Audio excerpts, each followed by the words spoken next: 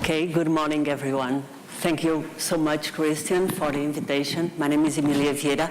I'm the CEO of Casa de Investimentos. Just before I get into our investment idea, I will borrow 2 minutes from you just to tell you what is Casa de Investimentos. Casa de Investimentos is an independent asset manager. We founded in 2010. Pedro, Hugo, and myself. We manage around 100 million euros portfolio. We are actually, we run it in a concentrated portfolio between 30 to 35 companies. This is a team of 11 very able people, and we are now in the process of launching a fund, a UCITS fund in Portugal. So our privately managed accounts are for family offices, private clients, and institutions. What we try to do is we always try to find patient money. So we try to find people that know what investing is about, value investing is about. So our commitment since the very beginning was with education, as we are the pioneers in Portugal and the only company doing value investing, the only asset manager. So we first published the little book of value investing by Christopher Brown, and we have this year the James Montiel on behavioral investing as well. This is under the name of Biblioteca da Casa, that means house library. We have done several conferences, more than 100 articles and essays written. So our commitment since the beginning with education, because we want to have the right partner to tango, as we normally say. From the beginning, our clients are with a cumulative return of 107%. We are now on the we are with 10.5% for annualized return. This is our risk reward. We find it appropriate as we have from time to time quite a substantial amounts in cash. During this, at this moment, we have around 23-24% in cash. So let me present to you our investment idea. This is actually an idea researched by Ricardo Santos. He's in the audience. Obviously checked through the team with Paulette, Igor Vieira, that both three of them are here, and back there in the office is Hugo Roque, the CEO and founder as well. This is a US global pharmaceutical companies that all of you are certainly aware, headquartered in Ireland for tax purposes. The market cap is around 52 billion, and the net debt of 23 billion. This is a company with sales of 16 billion per year, so the adjusted operating margin is around 7.7 billion. This is a very good cash flow generator and close to 6 billion. And as you can see from these metrics here, this looks cheap to us. So let me take you an overview, a quick overview about the recent past of Allergan, just to understand why probably the price is so depressed as it is now. Allergan got a bid from Valiant at the beginning of 2015. Valiant lost it to Actavis, and the merged company was actually named Allergan and sold the business, the generic business was sold to Teva later the year. A few months later we had a bid from Pfizer from $350 per share.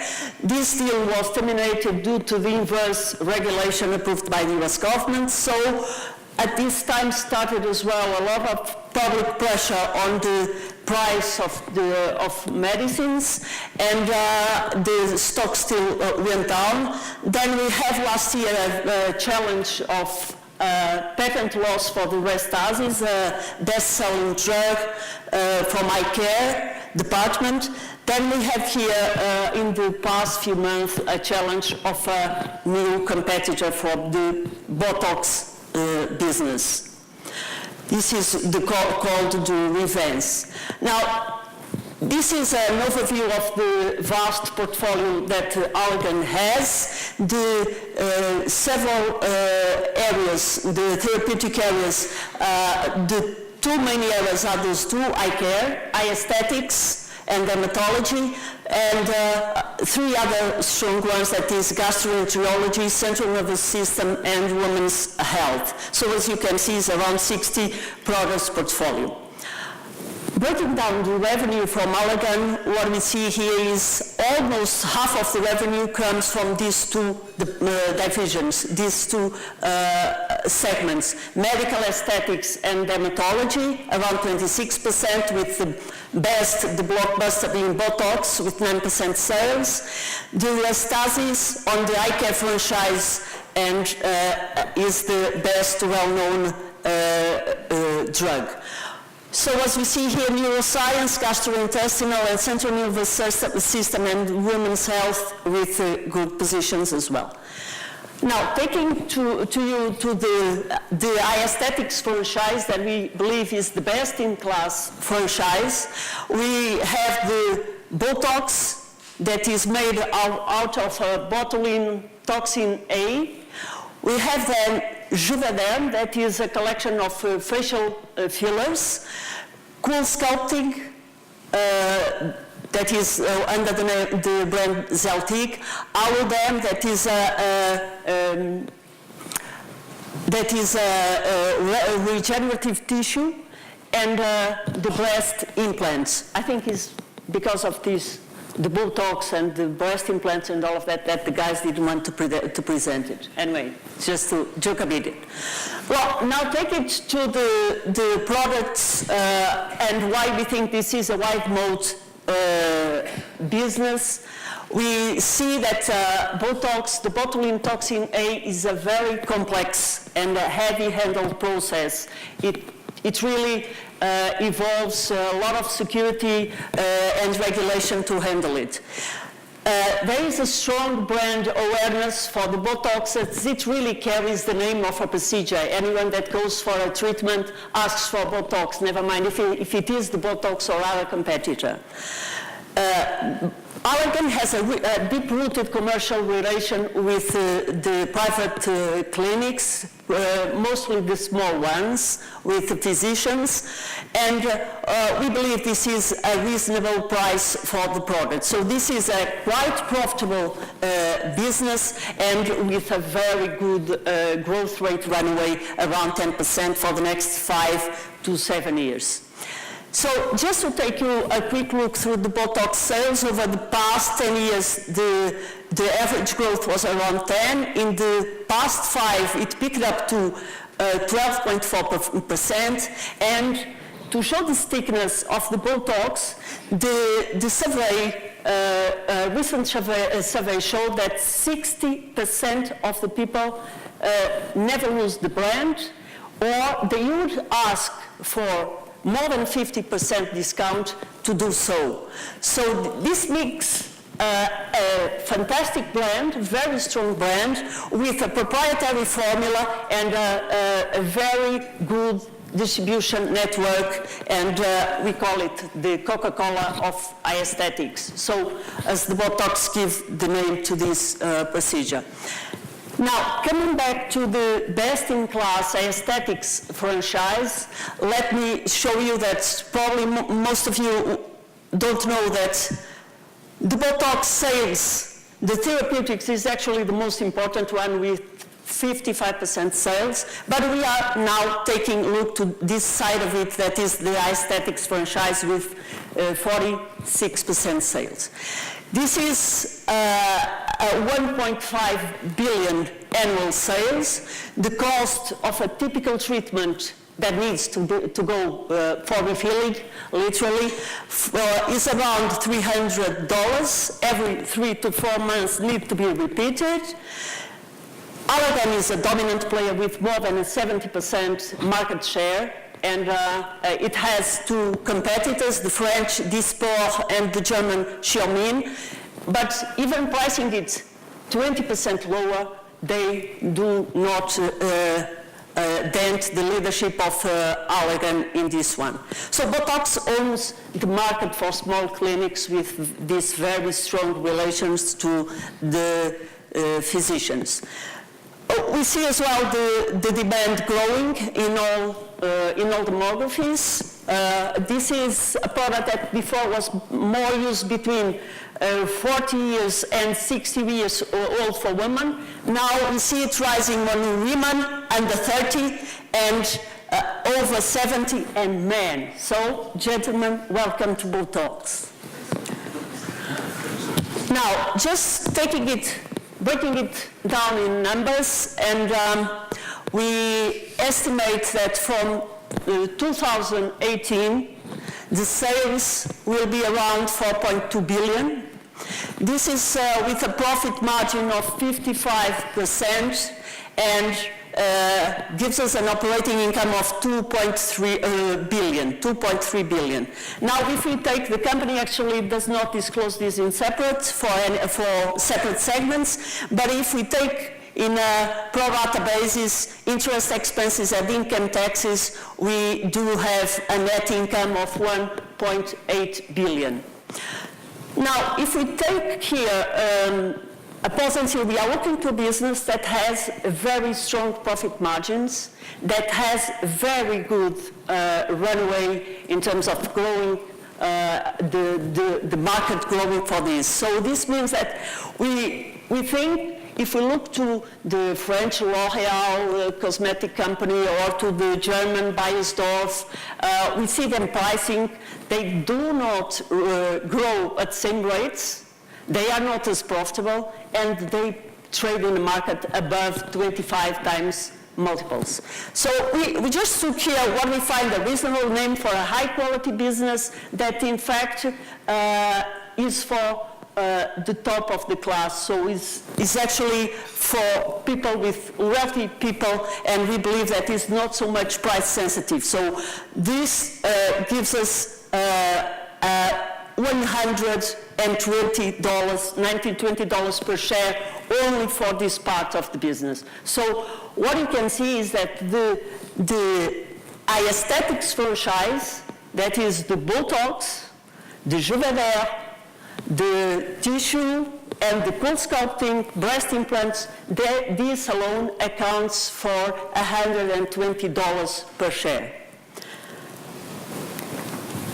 Now, there is a threat to the Botox, has been on the news in the past few months. Last week was on the Financial Times. Revance is a Silicon Valley company, is now testing the product with its name, is on phase 3, and it claims that it has a longer lasting effect. It can last for 5 to 6 months, and they believe that at the end of next year, they can have a drug out. Our assessment, and reading vastly about it, looking to this recent survey by Bernstein, what we think is, knowing the complexity of this toxin, what we believe is that long duration, listening to doctors, interviews, and all of that, long duration stems for high concentration of the toxin. So this means that maybe there are here security risks, and even if they get approved by the FDA, nobody knows in what terms. So we don't see as well what is the incentive for physicians, because they charge for each application. So we don't think they will be here incentivized to work with other products that ask the patient or lets the patient away for longer.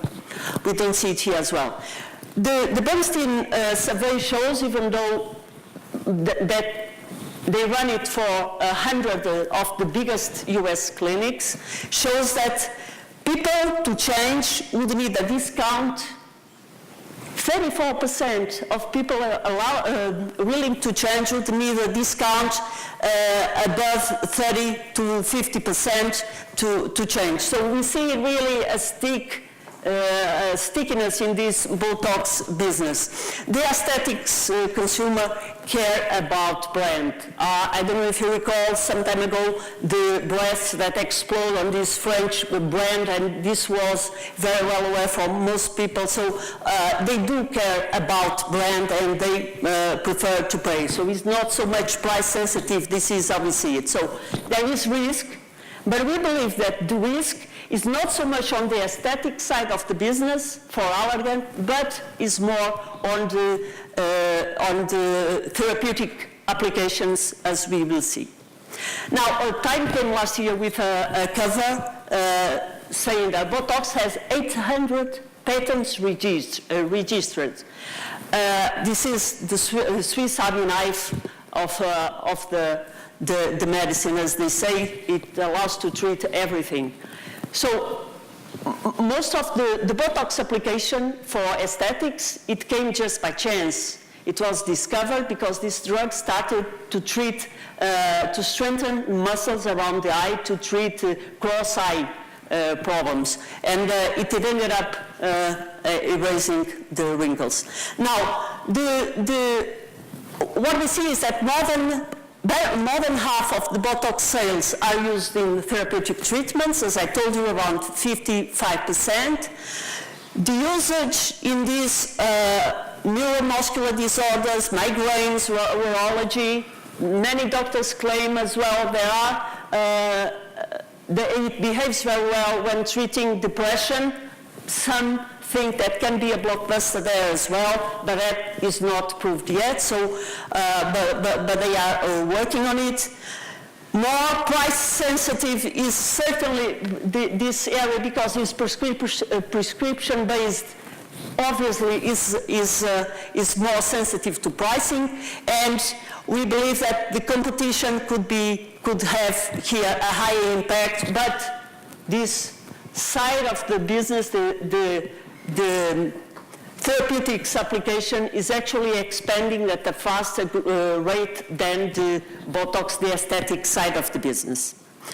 Now, if we do the same exercises before and taking it to the therapeutics standalone value, we see the sales for this year around 2 billion euros, the operating profit margin of 60%, so it gives us an income about 1.2 billion.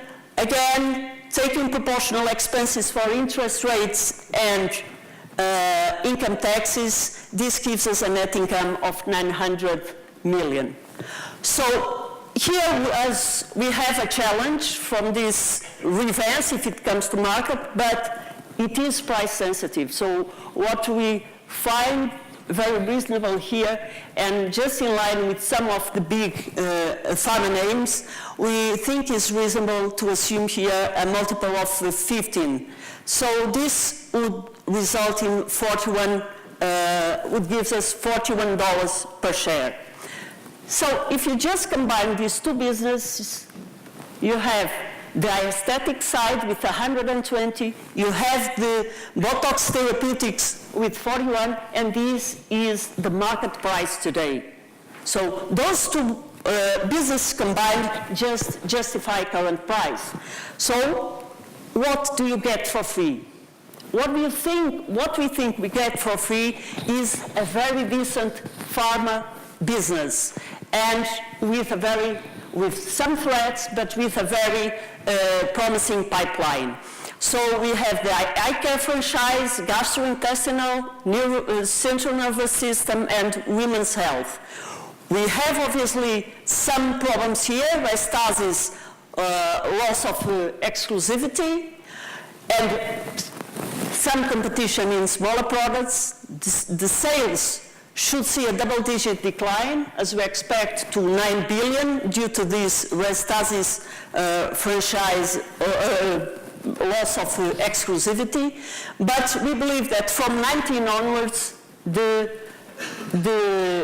new pipeline of drugs will more than compensate for this. Now, looking to the patent portfolio overview, this is what is at risk now. So, taking here taking here Restasis and all the smaller medicines, we see here 1/5 of the revenue can be at risk in the near term for this year. And by 2022, we'll have here a 2 billion loss. So those two combined can be around 5 billion, just taking the whole of Restasis case out. Now, what we see is, last year, when it was challenged, the Restasis patent, what we saw is the management did not react so well at the beginning because they just sold the patent and released it back. They tried to sell to a North American tribe, native North American tribe, to isolate it from this challenge, but that was denied by the court, and the management just accepted that it has competition on the Restasis, and obviously the drug is now, we just, they have to deal with competitors, but despite of believing that the drug might have some resilient here, we think we just remove it completely from our projections. Now, this is the Allergan pipeline. This is considered to be a 6-star drug pipeline, and as you can see, up to 220. Up to 2023, we have 7 new products coming out on phase 3. If we look back to FDA phase 3 drugs, they have an approval rate of 40%. So we believe out of here, the company believes that can be between 7 to 13 billion. We take a more conservative approach, but believe that can be 4.5 billion, and this would replace and stable the pharma business. Now, the pharma business is a $2 billion per dollar earnings business. There are obviously this Restasis concern and the Botox we don't know yet, but it's a strong pipeline and is supported by R&D expenses of 13% of sales. Now, just as a conclusion, and just despite of its murky financials, what we see here is Allergan has a very strong free cash flow, and if you see it here, it's just close to 6 billion per year. So if you obviously take it to discount for amortization and impairment, because company had a past of a strong acquisitions activity, but obviously taking this out, we see a very good cash flow generator. Now, what we see, just to conclude my presentation, we see a strong aesthetics franchise. The Botox is a very important brand, is very strong. The therapeutics franchise is coupled with a very good and decent pharma business. The company, we believe, is poorly understood with these murky financials. There are near-term setbacks on the Restasis case, as we see it. On our numbers, we just took it all out. There is the revenge threat, but we believe that there is stickiness and a very good wide moat in most of its products. So this is a high-quality business with a growing consumer franchise that we think is worth above 20 times earnings. And if we take the pharma business with 15 times earnings and we compare it to today with 10, that is the number at which the company is trading, we believe that the market is just focusing on the negatives and forgetting a very good business. Thank you so much for listening. Thank you. Thank you, Emilia. Any questions for Emilia? Please, if you thank you very much. have questions, the easy ones, ask them to me. The difficult ones, ask them to Paulo, Igor, and Ricardo, because they are sitting there, so they are happy to do it. Please, Stephen, yes. Just a quick one on, I thought, but I agree actually with almost everything, but isn't there a risk on the medical use of Botox? Isn't there speculation, and I don't know the story that well, but isn't there speculation that it's basically being a bit abused and it's actually being reimbursed through the insurance company and it's really actually an aesthetic product? I'm sorry, Stephen. Could you say One more that, time. please? Yeah, so isn't the medical, the non-aesthetic use of Botox, which is a fair chunk of their revenue that's growing actually quite quickly, isn't there some suspicion that that's actually being used to get the insurance company to reimburse the patient for it, but it's actually an aesthetic use instead of actually the migraine or the medical use? Well, we don't know, as you said, it's probably speculation. We don't know about that. No, I don't think so. But am I right? Isn't that the fastest growing portion of the Botox line item is actually the medical, quote unquote, migraine use? Well, what I think is any doctor can prescribe a drug even when it's not approved for that illness or for that purpose. The company cannot advertise, and in past Allergan was fine by that, but the doctors can prescribe the medicine, and Botox has been by chance discovered to treat several illnesses. As I find that the Time article very, very interesting to explain how many doctors they surveyed and talked to talk about this, and I believe it has quite potential, but I don't know, it has always some speculation. We just like to stick to very good and strong numbers as we see in the company, and to what we feel is a consistent pipeline with very good products. And in the pharma business, we always know that patents can be disputed. So we believe with a very good, the company is actually moving away from a more acquisitive mode to in-house investing and having their R&D strengthened and mix a bit both. So we believe the company can bring something new out, and they've actually had, no, I agree, and they've actually had a very good history of capital allocation, right? So, they do. Yeah. Thank you very much. Obrigado. Thank you. Anybody else? No? Thank you very much, Emilia.